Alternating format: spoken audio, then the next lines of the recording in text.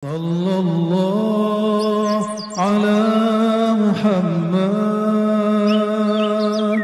Sallallahu alaihi wasallam.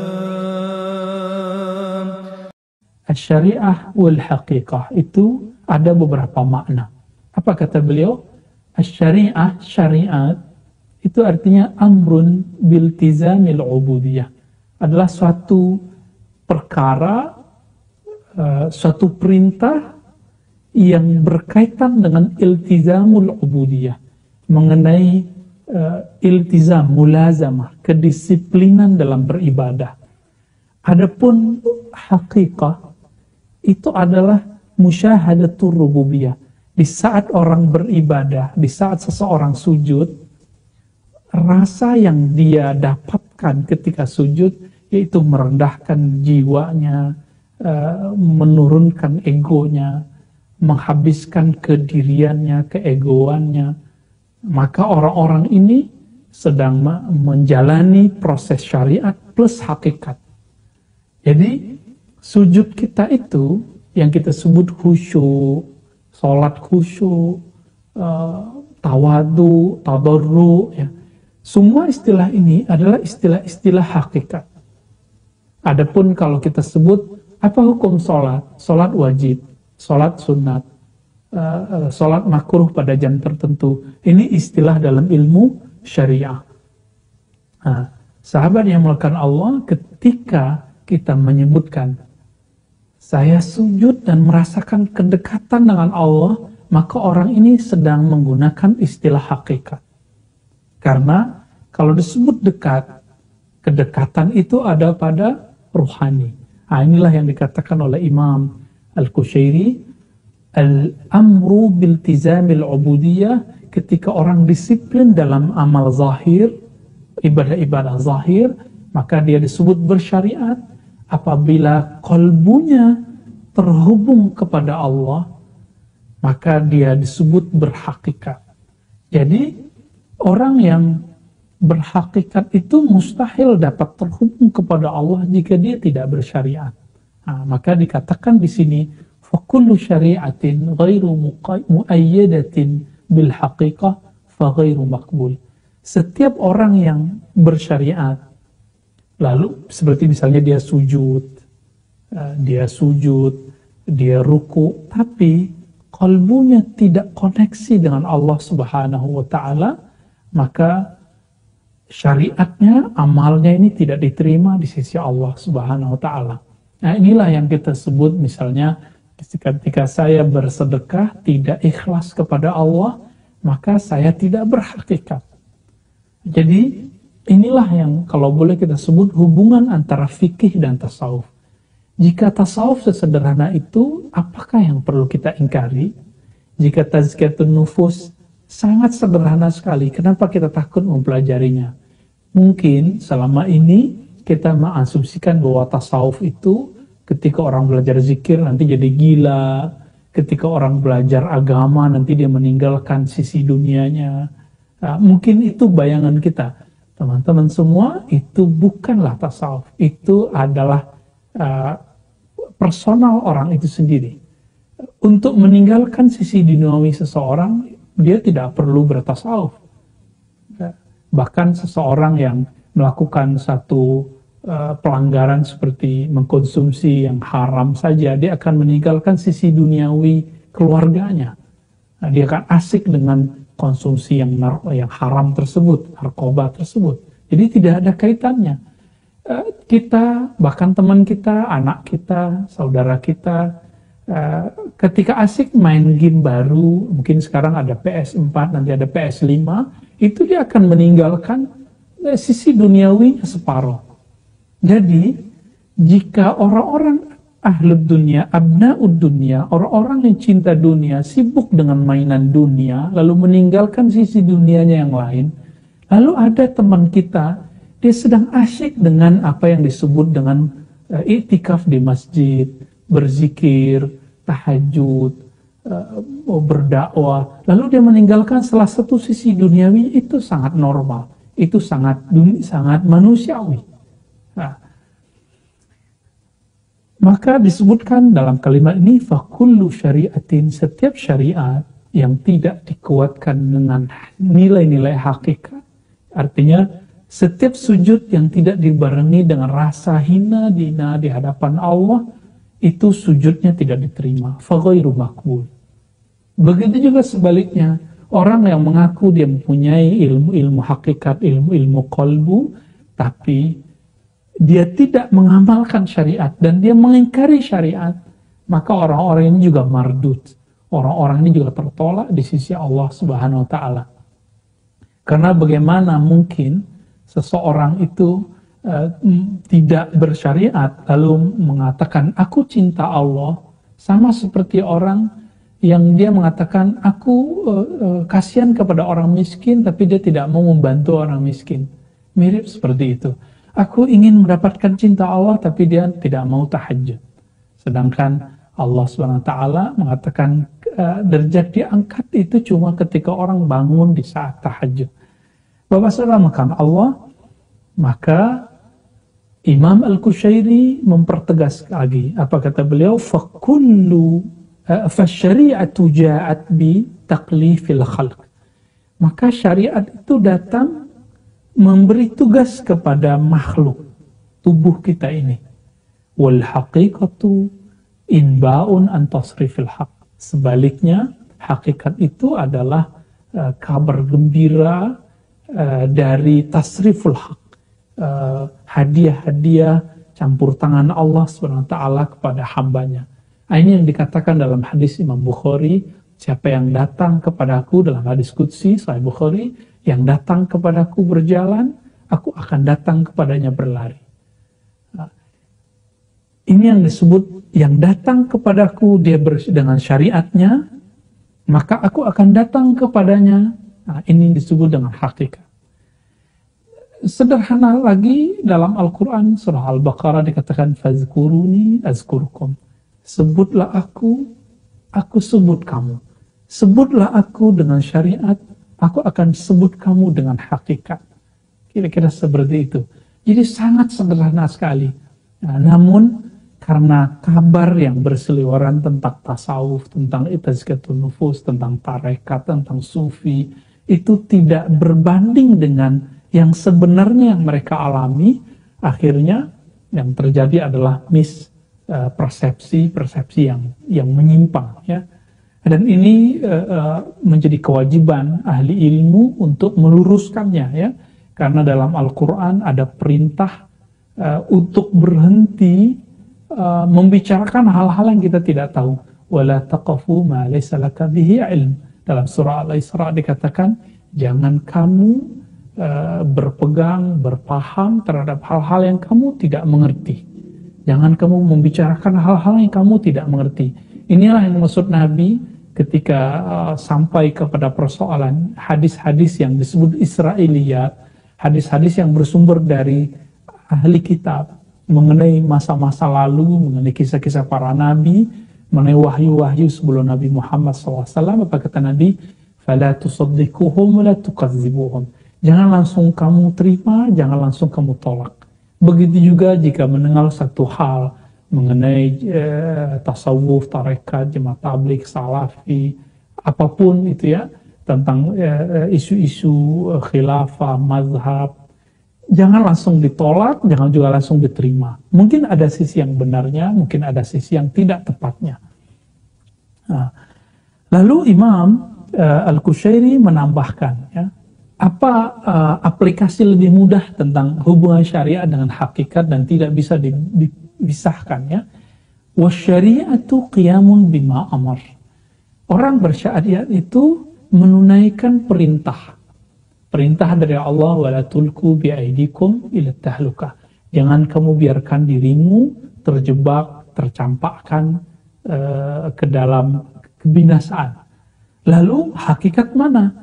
Syuhudun lima qada wa qaddara. Menyaksikan, meridai apa yang Allah kehendaki dan apa yang Allah takdirkan. Contohnya begini.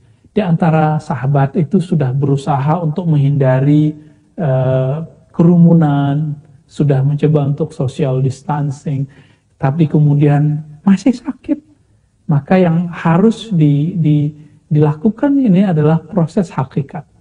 Apa itu? Musyahadatul haq, menyaksikan peran Allah lalu meridhoinya. Imam Abdul Hasan Syazili, seorang imam ahli hakikat yang juga ahli syariat, beliau mengatakan apa? Sangat aneh jika ada orang percaya kepada Allah tapi tidak menerima ketentuan dari Allah, tidak ridho kepada takdir dari Allah. Kalau orang tidak percaya Allah, sangat mungkin dia tidak meridhoi takdir Allah. Tapi betapa bohongnya, betapa dustanya seseorang mengatakan, aku iman kepadanya, tapi aku tidak meridhoi takdirnya. Nah, kejadian hari ini, syariatnya kita ya keluar mungkin pakai masker, atau jaga jarak, sholat yang terasa aneh hari ini, masjid kita dibuka ya, tapi safnya dijarak. Tapi itu bagian dari syariat. Itu bagian dari syariat, yaitu mengambil asbab. Oleh karena itu di Banten, di Sunda, di daerah-daerah Jawa Barat, orang kalau belajar urut, lalu kalau kita datang ke tukang urut disebut ngambil syariat urut gitu. Karena maksudnya adalah kita kalau berobat, itu zahirnya datang kepada orang yang mengobati, hakikatnya kesembuhan dari Allah Subhanahu wa Ta'ala. Jadi aplikasi lainnya, ketika kita sakit, kita berobat, itu syariat. Namun kesembuhan bukan dari dokter, bukan dari obat, tapi dari Allah Subhanahu wa Ta'ala. Mutlak dari Allah. Betul banyak orang yang berobat gak sembuh, tahu-tahu dikasih air putih oleh seorang yang soleh, sembuh. Dan itu kejadian itu sudah di mana-mana ya. Apalagi Indonesia yang sangat mencintai guru-gurunya, orang-orang yang soleh. Bapak saudara makan Allah, Imam Al-Qushairi menukil kembali perkataan gurunya Imam Abu Ali Ad-Daqqaq. Imam Abu Ali Ad-Daqqaq ini ulama yang sangat apik dalam menselaraskan antara syariat dan hakikat. Apa kata beliau? Sebenarnya syariat dan hakikat itu ada dalam salah satu penafsiran dari Iyyaka na'budu wa iyyaka nasta'in. Iyyaka na'budu secara harfiah, hanya kepadamu ya Allah aku berubudiyah, menyembah. Apa kata beliau Imam Abu Ali Ad-Daqqaq? Inilah yang disebut dengan asy-syariah, yaitu syariat. Adapun al-haqiqah itu adalah wa iyyaka nasta'in. Hanya kepadamu lah ya Allah aku meminta tolong, itu secara harfiah. Namun kami menerjemahkannya lebih dalam lagi, lebih menurut kami ini lebih sesuai. Secara hakikat nasta'in, minta tolong itu karena dalam hati saya ada perasaan bergantung kepada zat atau orang, objek yang saya ingin minta tolong kepadanya. Maka iyyaka na'budu wa iyyaka nasta'in. Iyyaka na'budu adalah syariat beribadah, syariat berobat, syariat bekerja. Adapun nasta'in, hanya kepadamu ya Allah kami bergantung dalam mendapatkan kesyu'an darimu ya Allah, ingin mendapatkan rezeki, kami bekerja syariatnya ya Allah, maka rezeki darimu wahai Ar-Razzaq, wahai yang maha berazak. Kami belajar ya Allah, tapi ilmu itu dari engkau ya Allah ya alim ya alim. Ini yang dikatakan Nabi SAW dalam hadis Bukhari, innama ana qasim wallahu yu'ti, wallahu mu'ti. Aku hanyalah orang yang mentransfer ilmu kepada kalian, tapi yang memberi pada hakikatnya adalah Allah. Inilah pemahaman ini sampai kepada Imam Syafi'i. Imam Syafi'i mengatakan, sebagaimana diriwayatkan oleh Imam Abu Nu'aim dalam Hilyatul Awliya dan kitab Al-Baihaqi, Manaqib Imam Syafi'i, dikatakan di situ apa kata beliau? Aku berharap jika ada satu ilmu, satu kitab dipelajari dariku, fala yunsab ilayya, maka kitab itu kemudian tidak dianggap bersumber dariku. Karena keikhlasan inilah Imam Syafi'i namanya Allah torehkan sampai saat ini dalam kalbu setiap orang beriman yang belajar tentang hukum-hukum Islam. Siapa hari ini di antara orang yang ngaji, belajar, walaupun tidak santri, yang tidak kenal dengan Imam Syafi'i? Meskipun orang itu tidak bermazhab, bahkan dia anti mazhab, disebut Imam Syafi'i, ada kekaguman dalam hatinya. Kenapa? Karena beliau mempunyai hakikat yang bagus. Beliau mengajar itu syariatnya, tapi pada hakikatnya beliau mengatakan, ilmuku ini milik Allah, bukan milikku sendiri. Jika ada orang mengklaim ini miliknya, tidak masalah. Maka saya berharap teman-teman para pendakwah, baik pendakwah yang mensupport dakwah, baik dalam bentuk sosial media, YouTube, Facebook, jika ada orang kemudian mengambil video kita, mengambil kajian kita, biarkan. Izinkan saja. Kenapa? Saya malu kepada Allah, saya malu kepada Rasulullah, saya malu kepada Imam Syafi'i, malu kepada Imam Bukhari. Imam Bukhari sampai hari ini bukunya paling laku, bahkan lebih laku dari buku Imam Syafi'i. Tapi apakah beliau dapat benefit dari buku yang dicetak hari ini? Secara maliyah, materi beliau tidak dapat. Maka saya pun berazam, setiap kali nyetak buku, mengeluarkan buku, kita wakafkan, kita bagikan saja. Kita berharap semoga di akhirat nanti kelak kita berada bersama imam-imam tersebut. Ya, imam-imam tersebut, meskipun mereka mengatakan kami tidak dijamin masuk surga, tapi kalau bukan mereka lah ahlu surga, siapa lagi? Ya, mereka-mereka yang betul-betul dekat kepada Allah. Tapi mereka punya adab. Apa adabnya? Kami belum tentu masuk surga. Ya, Bapak Saudara karena Allah, sahabat yang dimuliakan Allah. Nah, inilah bab hakikat. Biarkanlah kita lelah-lelah berdakwah, capek-capek untuk membagi-bagi ilmu-ilmunya Allah.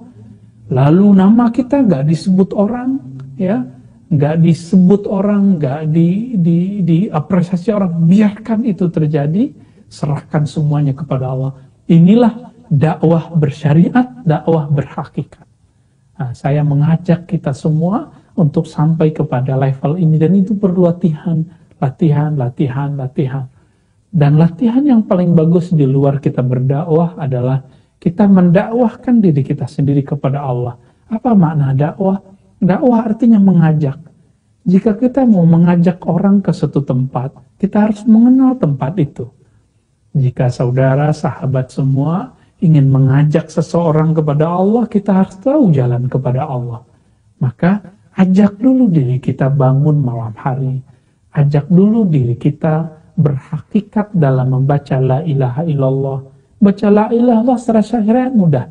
Saya baca la ilaha illallah, itu syariat.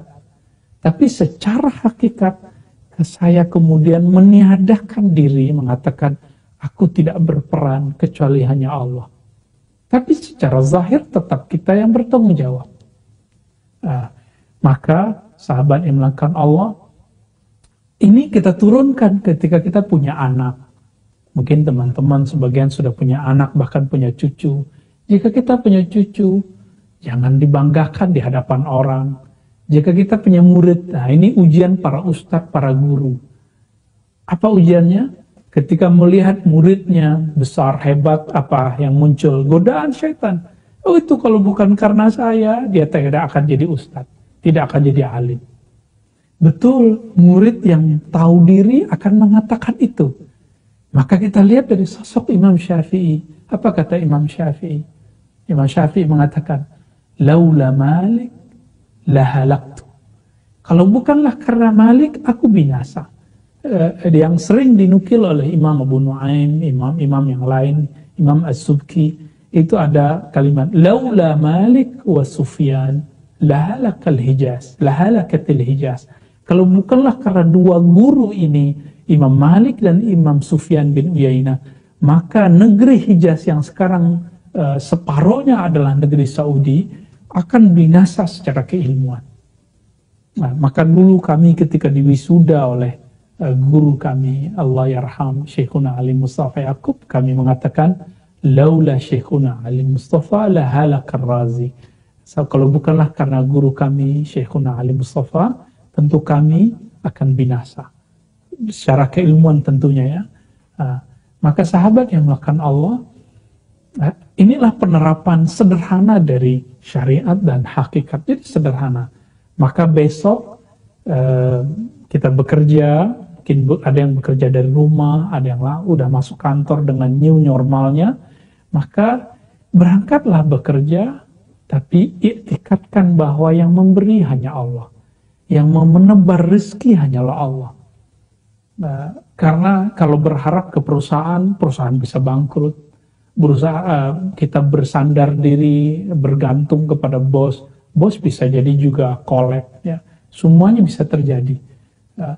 Maka saya khawatir orang-orang yang menduakan Allah dalam pikirannya dengan bos-bosnya, dengan tempat kerjanya.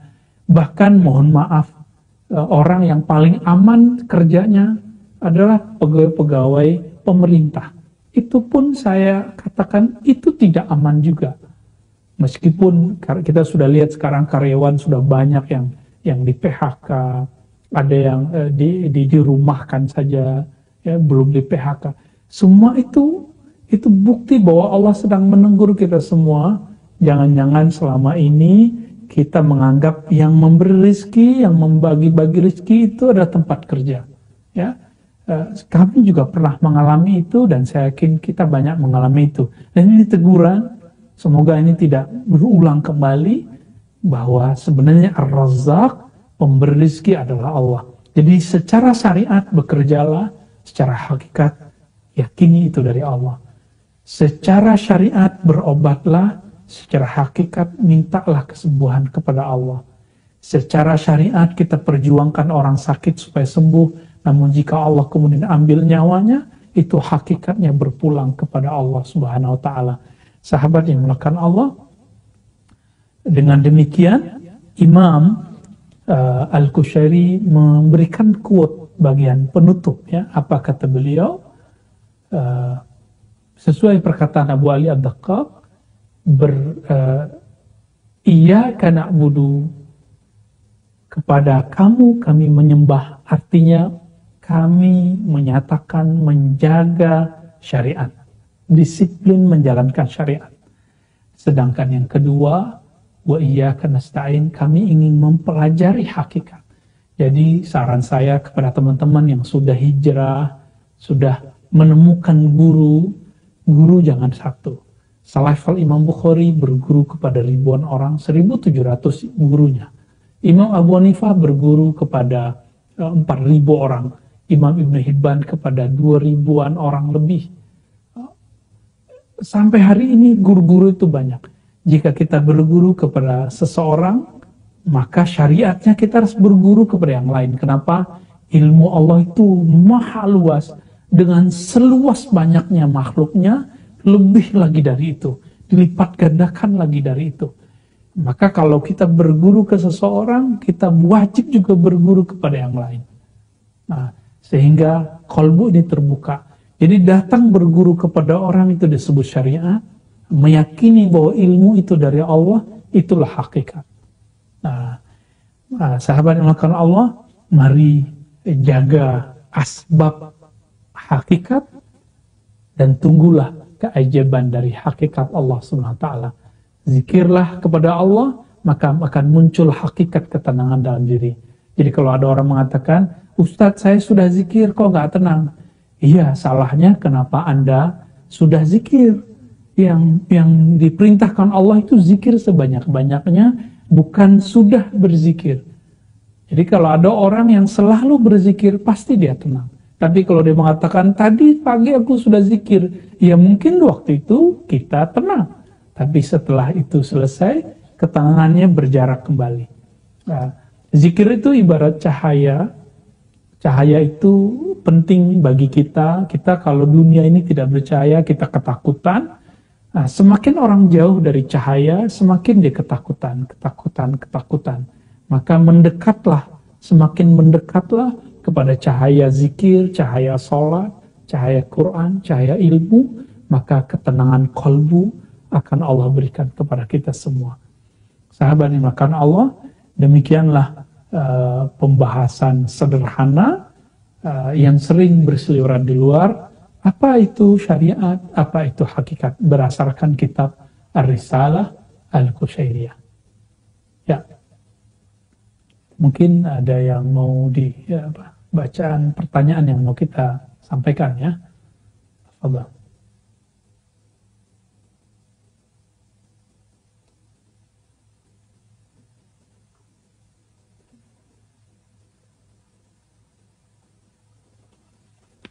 Baik. Bismillahirrahmanirrahim. Ada yang bertanya, Assalamualaikum Ustadz, jika seseorang bermazhab Syafi'i, apakah harus mempelajari pemahaman dari ketiga mazhab yang lain? Sahabat yang dimuliakan Allah, apabila seorang mempelajari mazhab Syafi'i, sebenarnya dia tidak wajib mempelajari yang lain, ya, karena mempelajari mazhab yang lain itu adalah kewajiban ulama atau santri. Tapi kalau ingin mempelajari itu boleh. Itu sangat dianjurkan bahkan ya. Tapi saya dapat pastikan sebenarnya kalau orang belajar satu mazhab, dia tidak akan selesai belajar mazhab itu kecuali dia memang seorang ulama dan pembaca yang sangat luar biasa.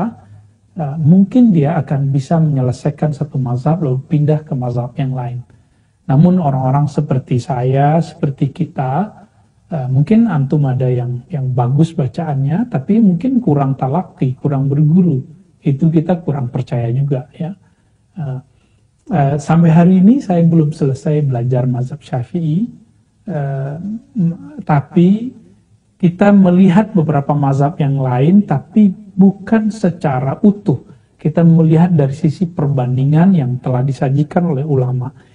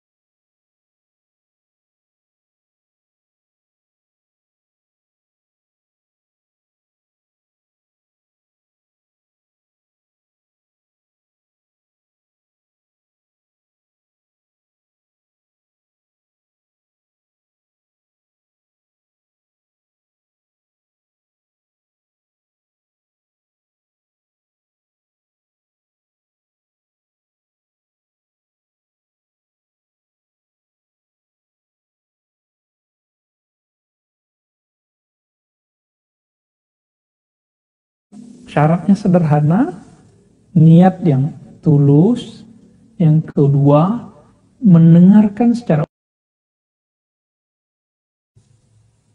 Jadi jika ada di antara kita yang kemudian mau berguru online tapi mendengarkan sepotong-potong, maka orang ini tidak sah berguru. Ya, jangankan itu, orang yang tatap muka saja tapi sering gaib, sering tidak hadir, tidak mendengarkan secara utuh, itu pun gurunya menganggap dia bukan murid yang baik, bukan murid yang setia, apalagi yang berguru secara online. Jadi apakah boleh disebut guru? Boleh, tapi ya guru online, bukan guru talaki. Namun di zaman sekarang, zaman new normal, apa boleh buat, seorang dai, seorang guru, seorang syekh, seorang ustadz, tuan guru, buya, kiai, harus beradaptasi dengan ini karena kita makhluk yang Allah berikan kemampuan beradaptasi itu. Jadi saya pun mengajak kepada kawan-kawan para dai, ayo kita manfaatkan fasilitas yang juga manusia yang menemukan ini karena perubahan-perubahan zaman ini ya. Dakwah tidak boleh berhenti meskipun ada banyak hal yang terhenti ya. Jadi sah berguru sah, tapi niatnya harus tulus. Yang kedua karena Allah ya, niatnya karena Allah. Yang kedua dengankan secara utuh. Nah, inilah yang dikatakan juga oleh masyaikh di Timur Tengah sana. Misalnya guru kita Syekh Yusri ya, yang juga sering datang di Indonesia. Syekh Yusri mengatakan sah boleh dengan syarat mendengarkan secara utuh ya. Salah satu guru dari Syekh Yusri namanya Syekh Ali Jum'ah itu pernah jadi korban potongan-potongan YouTube ya, ketika membahas satu persoalan fikih. Maka beliau kemudian mengatakan wajib mendengarkan utuh suatu pertanyaan, satu bahasan. Jika tidak, maka tidak sah disebut berguru. Maka siapapun yang memotong video-video kita ya, siap-siap saja tanggung jawab di hadapan Allah, menjadi agen yang membuat orang tidak paham secara utuh. Tapi jika temanya selesai, meskipun belum satu ceramah, itu tidak apa-apa, yaitu boleh. Ya.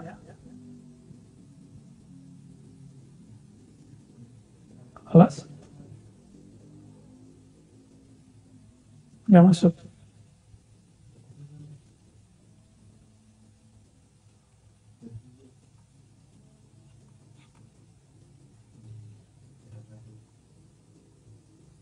Oke, pertanyaan yang kelima. Beberapa masjid sudah dibuka mendirikan salat jamaah. Apakah kita boleh salat di rumah untuk tetap mencegah COVID-19 yang dianjurkan pemerintah sebelumnya? Ya, ini pertanyaan bagus. Ini jadi pertanyaan banyak kawan-kawan kita yang pencinta masjid tapi juga takut corona ya. Sahabat-sahabat makan Allah, saya termasuk awal-awal dulu menganjurkan agar kita tetap menutup masjid, ya stay at home ya, tetap di rumah. Tapi dengan new normal ini, bahkan di saat kita lagi gawat-gawatnya, panik semua dengan COVID, kita menyaksikan di komplek-komplek kita orang ronda sambil main kartu. Ya, tidak ada social distancing, tidak ada apa yang disebut jarak, ya, bahkan tidak bermasker. Itu terjadi di mana-mana. Tapi orang-orang ini paling nyinyir ketika kita membuka masjid. Apakah ini normal? Apakah Anda waras? Kira-kira begitu. Ini pertanyaan kita. Ya. Tentu bukan kepada antum yang nanya, tapi kita membuka pertanyaan ini kepada orang-orang yang masih memperdebatkan kita buka masjid. Ya, dulu karena kita semuanya panik, kita kemudian melihat dalil-dalilnya jelas sekali. Yang paling penting adalah menenangkan umat, maka kita kemudian sepakat dengan itu. Karena saat itu kita belum tahu cara disiplin ketika social distancing ini. Tapi sekarang insya Allah semua orang sudah sadar, maka masjid pun dibuat berjarak, pintunya pun berbeda, ada cuci tangan di depannya dan segala macam. Kita kalau masuk ke tempat mall atau swalayan tempat belanja logistik, itu betul-betul rapat sekali. Kenapa tidak ada yang menegur? Tapi di masjid yang sudah dijarak masih dibicarakan. Jadi kalau memang takut, was-was, silakan ya sebulan ini di rumah dulu. Tapi saya harap, apakah kita akan mati ketakutan di rumah? Ya, membiarkan kolbu kita beku di rumah, atau kita akan hidup normal kembali. Ya, saya berharap, ayo kita disiplin protokol kesehatannya, tapi kita kemudian hidup seperti biasa, aktivitas biasa, ke masjid seperti biasa, menjadi manusia yang biasa lagi.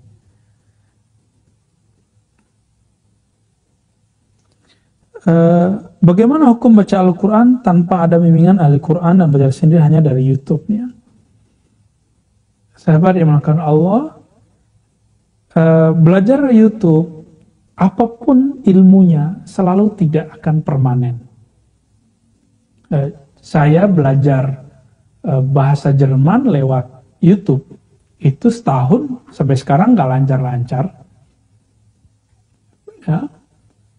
Itu bahasa dunia, apalagi baca bahasa kita yang kita gunakan dalam sholat, bahasa kita beribadah kepada Allah. Namun untuk melatih, misalnya kalau saya sudah punya basic, lalu kemudian saya dengarkan dari YouTube, itu tidak apa-apa. Seperti dulu awal-awal ingin memperbagus listening atau samai, mendengarkan bahasa-bahasa asing, saya menggunakan YouTube untuk latihan. Itu emang bagus. Jadi harus punya basic dulu kepada guru, baru kemudian kita belajar lewat YouTube. Ya. Jangan seperti yang terjadi di masa dulu guru kami yang tadi kami sering sebut, ketika beliau wafat, itu kawan-kawan saya mengatakan, ya Allah, saya dari dulu udah pengen belajar kepada Tuan Syekh. Ya, tapi beliau sudah meninggal. Saya tanya, kamu tinggal di sini dari tahun berapa? Udah 3 tahun yang lalu. Jadi selama 3 tahun dia cuma pengen, tapi tidak pernah menemui gurunya. Jadi mumpung masih ada gurunya, masih ada masyayikhnya, masih bisa talaki, ayo talaki. Talaki ngaji langsung tatap muka. Selevel Nabi, setiap Ramadan itu setor ayat kepada Rasulullah hadap-hadapan.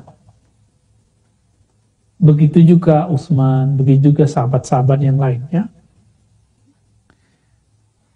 Ustadz, apa hukum kredit motor dengan niat untuk mempermudah kita berkunjung ke masjid? Wah, ini ngeles nih ya. Bilang aja kredit motor untuk kerja, untuk jalan-jalan ya. Ya nggak apa-apa kok, jujur aja juga nggak apa-apa. Oke. Kredit motor.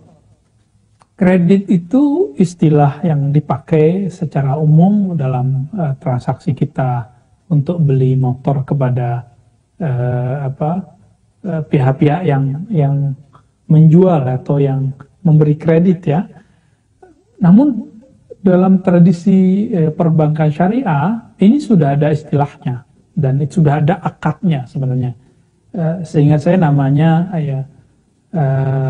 al-istiqra al-muntahi bitamlik atau al-istiqra alladhi yantahi bitamlik.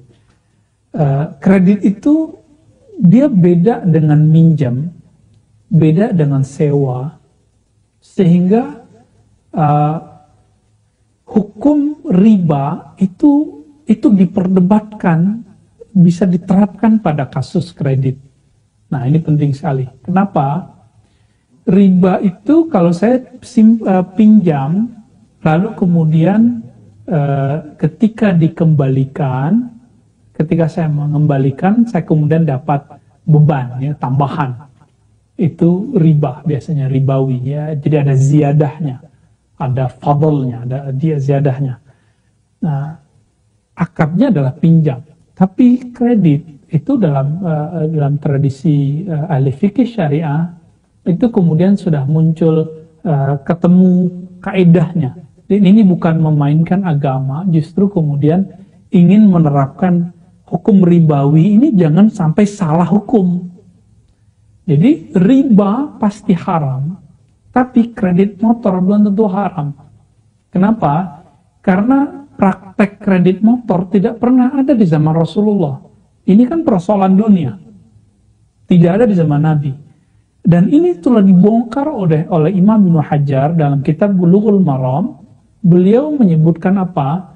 Bahwa praktek syariah dalam muamalat itu ada sekitar 24 macam di zaman Nabi dan sahabat Nabi Sallallahu Alaihi Wasallam. Dan di situ tidak ada namanya istiqra' al-muntahi bitamlik. Sewa, jadi kredit itu bahasa Arabnya istiqra', sewaan yang berujung kepada kepemilikan. Nah, ini contoh bahwa bahkan menyewa dalam bab istiqra', dalam bab hukum fikih dan hadis itu berbeda dengan kredit. Contoh, saya nyewa satu apartemen 10 tahun. Apakah setelah 10 tahun itu apartemen jadi milik saya? Apakah itu jadi milik teman-teman semua? Tentu tidak. Coba sekarang antum kredit rumah, kredit mobil, kredit motor. Kalau itu sewaan, maka nanti rumah dan motornya setelah 10 tahun harus dikembalikan. Tapi kenapa kemudian itu menjadi hak milik kita? Nah, disinilah kemudian ulama kita berijtihad. Jadi itu bukan ijtihad saya, itu ijtihad ulama-ulama, baik ulama-ulama fikih di dunia internasional, di Arab sana, di Timur Tengah sana, sampai kemudian di negeri kita. Maka tahun 2003 MUI kemudian mengasas, ya, 2004-nya kemudian mengasas fatwa yang melahirkan hukum-hukum tentang perbankan syariah, hal-hal yang berkaitan dengan syariah. Jika masih percaya dengan MUI, silakan ikuti, ya, dan itu sudah ada panduannya, ya. Namun di bank syariah sendiri ada perbedaan dalam istilah, ya, antara kredit dengan sewa yang berujung kepada kepemilikan, ya. Mungkin maksudnya sewa jual gitu, ya. Wallahu a'lam, ini istilah-istilah teman-teman di perbankan, muamalat, ya. Jadi jika antum ingin kredit berdasarkan fatwa-fatwa tadi, apalagi merujuk kepada fatwa Darul Ifta Mesir, hukumnya boleh. Tapi kalau mengikuti kepada fatwa konvensional yang lama, ya hukumnya tidak boleh, ya. Saya tidak bisa menegaskannya, namun silakan dilihat saja pembahasan yang tadi, ya. Banyak sekali nih. Ustadz, saya suka gelisah, mohon petunjuk, bahkan sering marah-marah, padahal saya sudah berhijrah beberapa tahun lalu. Ini kalau boleh ditanya, orangnya sudah nikah belum, ya? Mungkin dia belum nikah. Karena orang-orang yang tiba-tiba marah, emosionalnya, kadang-kadang dia belum punya pendamping yang bisa meredam. Karena dalam Al-Quran, surah Ar-Rum itu, ya, disebutkan bahwa Allah menjadikan pasangan litaskunu, agar sukun. Sukun, saya masih ingat dulu Syekh Aiman Suwaid, guru kami dari Damaskus sana, beliau mengatakan litaskunu, secara harfiah kata sukun itu walaupun secara harfiah sederhana, yang tadinya barisnya A, I, U, sekarang menjadi sukun. Sukun itu dia nggak A di atas lagi, nggak di bawah lagi, nggak di depan lagi gitu. Beliau kelakar seorang ulama, tapi filosofi maknanya masuk. Litaskunu, biar sukun, biar dia tenang. Tapi jika malah menikahnya tidak dapat sakinah, mungkin tidak ada kesamaan, maka teman-teman, jangankan beda agama, beda manhaj saja, itu bisa tengkar di rumah. Ya, sahabat-sahabat saya beberapa, mohon maaf, sudah gagal dalam berumah tangga cuma karena satu berpaham A, satu berpaham B. Padahal masing-masing muslim, sama-sama berhijrah. Nah, jadi kita bukan eksklusif, tapi kalau ingin umur pernikahannya panjang, silahkan cari yang sefaham sama dan berkarakter mirip. Jadi gimana caranya? Jika belum ketemu itu, perbanyak puasa, karena puasa itu bukan hanya menahan syahwat, tapi juga menahan emosi. Menahan emosi. Jadi untuk menghilangkan kegelisahan, banyak-banyak puasa. Banyak-banyak puasa. Lalu diisi, tidak hanya dikosongkan, lalu diisi dengan nama-nama Allah Subhanahu wa Ta'ala. Perbanyak nama Allah, ya Allah, kemudian ada satu nama lagi yaitu Al-Mu'min Al-Muhaimin. Allah yang memberi ketenangan, kedamaian. Al-Mu'min Al-Muhaimin. Wiridkan ini, amalkan ini, ya Allah, ya Mu'min, ya Muhaimin. Insya Allah diperbanyak ini pagi, sore, misalnya didisiplinkan 100 kali, 100 sore, ya, pagi, sore. Nanti akan ada efeknya. Tapi jangan berharap langsung, kenapa? Karena antum zikirnya cuma pagi, sore. Orang kalau ingin mendapatkan rahasia langsung, dia harus berzikir tiada henti. Ya, baru akan terasa langsung kedahsyatannya.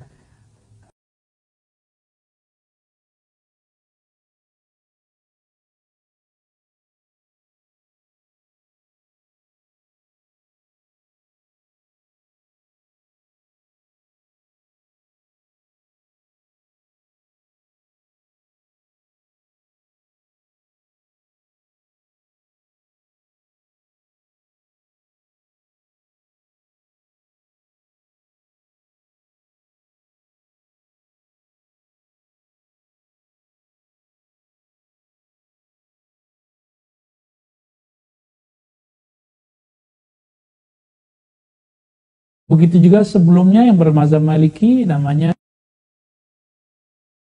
Tazkirah. Nah, di dalam kitab ini kalau kita ringkas cara berbuat baik ke orang tua, nah ini terlepas dari perdebatan awam. Saya sebut ini perdebatan awam karena memang tidak paham hadis sebenarnya. Di dalam kitab-kitab tersebut disebutkanlah hadis-hadis berbagai macam. Yang paling lengkap itu Imam Ibnu Qayyim yang menyebutkan bahwa baik amalan bacaan ataupun amalan badan, amalan maliyah, harta, sedekah itu bisa sampai kepada orang tua. Bagaimana dengan hadis idza mata ibnu adam inqata amaluhu illa min thalath, ya. Jika meninggal manusia, maka yang tersisa dari amalnya, terputus semua amalnya kecuali 3. Hadis ini kalau kita faham ilmu hadis dan faham matan-matan hadis, kalimat illa, kecuali 3, itu bukan lil hasr, bukan untuk membatasi makna. Karena di dalam hadis Ibnu Majah disebutkan lebih dari 5, 6 lebih kurang, ya. Di hadis Imam Tirmizi juga ada tambahan, di hadis Tabrani juga ada tambahan, sehingga Imam Suyuti menyebutkan lebih dari 10 macam amalan yang bisa dilakukan oleh orang yang hidup untuk keluarganya yang meninggal atau sahabatnya, orang tuanya yang meninggal. Itu sampai, ya. Jika teman-teman mengatakan, oh berarti kita beda mazhab, Ustaz, ya nggak apa-apa, ya. Imam Ibnu Qayyim bermanhaj salafi, dia meyakini sampai dengan dalil 29 dalil. Sehingga muncul perkataan dari beliau. Jadi jangankan kita, ya, mereka kayak Imam Hanabilah, Imam Ahmad bin Hanbal itu sepakat mengatakan wusul sampai, kecuali di awal pendapat beliau. Jadi silakan banyak-banyak zikir, lalu hadiahkan kepada mereka, banyak baca Quran, banyak sholawat, kalau punya harta bersedekahlah, lalu niatkan atas nama orang itu. Itu pasti sampai. Dan bagi saya bukan insya Allah lagi, karena nasnya sudah lebih dari 10 dalil. Kalau 10 lebih dari 10 dalil disebut mutawatir dan qat'i. Qat'i artinya pasti sampai. Apa hukum menggunakan alat pembersih itu, ya? Kemudian apakah najis tidak jika terkena baju? Mungkin karena ada bahan alkohol, ya. Oke, teman-teman semua, alkohol itu terbagi 2. Ada alkohol yang terbuat setelah, jadi ada pemisahan, ya, ketika taksir, ada proses taksir, saya nggak tahu bahasa Indonesianya. Jadi ketika awal dia dikasih ragi itu ada proses. Apakah jadi jika alkoholnya itu dipisahkan sebelum proses taksir itu, maka alkoholnya tidak haram, tidak najis. Nah, saya rasa alkohol yang digunakan untuk kesehatan itu masuk ke kategori ini, termasuk alkohol yang digunakan untuk parfum ya. Saya meyakini itu mungkin berbeda dengan beberapa sahabat di luar, tidak masalah, tergantung penelitian kita ya. Jadi kalimat rijisun mengenai alkohol itu berlaku jika bahan alkoholnya itu, najisnya itu, jika dia taksir, proses pemisahannya itu terjadi sebelumnya taksir itu. Kemudian apakah boleh pakai minyak wangi? Tadi kita sudah jawab ya. Insya Allah minyak wangi, parfum yang pakai alkohol itu bukan alkohol yang untuk memabukkan, tapi dia alkohol bahkan kalau dipakai untuk musim-musim sekarang itu bisa membunuh kuman ya, atau bakteri, bahkan virus. Izin bertanya, bagaimana adab-adab menuntut ilmu? Adab menuntut ilmu sebenarnya kalau di kajian di pesantren-pesantren itu ada banyak ya. Ada 6 misalnya, dan bahkan itu dibacakan dalam syair, tapi saya ringkas jadi 2 aja. Belajar ilmu itu 2 aja. Niat tulus kepada Allah, lalu cari guru yang bersanad. Udah gitu aja ya. Kalau zaman dulu harus pakai yang 6 itu, jadi harus ngaji lama, datang kepada orangnya. Nah sekarang kita 2 itu aja. Kemudian terakhir, bila saya mandi, sering sekalian berwudu. Apakah lebih baik air wudu dikeringkan dengan anduk atau tidak? Ya, biar enak ya, hilang keraguan. Selesai mandi, ya, atau berwudu dulu baru mandi. Lalu, tapi syaratnya tidak menyentuh bagian vital saat kita mandi. Setelah berwudu, Nabi lebih sering begitu. Jadi Nabi, ketika Nabi mandi wajib, maka beliau berwudu dulu. Artinya sebelum itu belum membersihkan anggota-anggota badannya, lalu mandi tanpa menyentuh bagian vital, sehingga selesai tidak. Dan Nabi dikatakan dalam hadis Fatimah di riwayat Bukhari, tidak mengusap badannya setelah mandi. Mandi apa itu? Mandi wajib. Dan barangkali ini tidak diusap karena di saat itu musim panas dan Nabi mandinya di siang hari. Jika kita mandinya di malam hari, apalagi ada AC, terutama yang baru menikah ya, mungkin lebih baik dia keringkan dulu. Wassalamualaikum warahmatullahi wabarakatuh. Semoga ini bermanfaat. Kajian kita diridhai oleh Allah SWT. Aib kita, masa lalu kita Allah perbaiki, masa depan kita Allah jaga. Amin ya rabbal alamin. Wassalamualaikum warahmatullahi wabarakatuh.